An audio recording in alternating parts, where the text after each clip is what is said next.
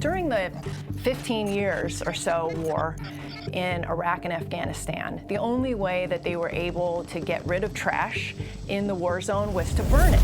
And this has been happening for centuries in warfare.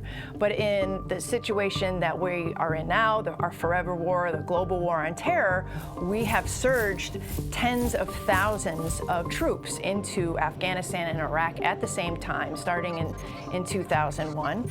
And they are located on these huge forward operating bases. And the burn pits are located usually at the center or on the periphery of these FOBs. And they burn hundreds and hundreds of tons of trash a day in these open air pits that are unregulated, unfiltered, and everything is burned. Everything from human waste to food, batteries, tires, medical waste, you name it. And people, personnel, soldiers, were all living and breathing this black plume daily from the moment they got there to the moment they went home.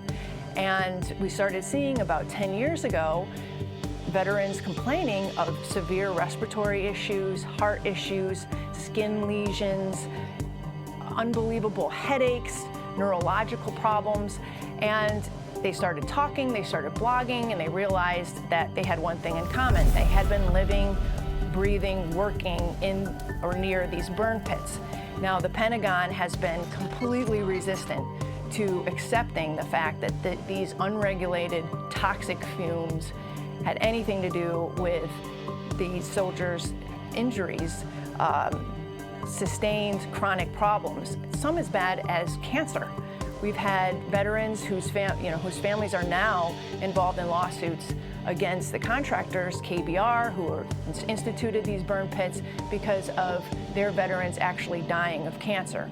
We're talking about healthy individuals who leave here in the prime of their life, coming home, not being able to breathe, not being able to walk to the mailbox. Suddenly, the Pentagon says, oh, those burn pits couldn't possibly have anything to do with it.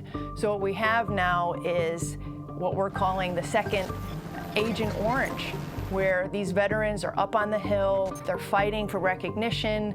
There are members of Congress that are veterans who are now pushing the Pentagon and the VA to recognize, and until they're recognized as service-connected injuries, they cannot get the health care that veterans with disabilities can get, and they can't get disability.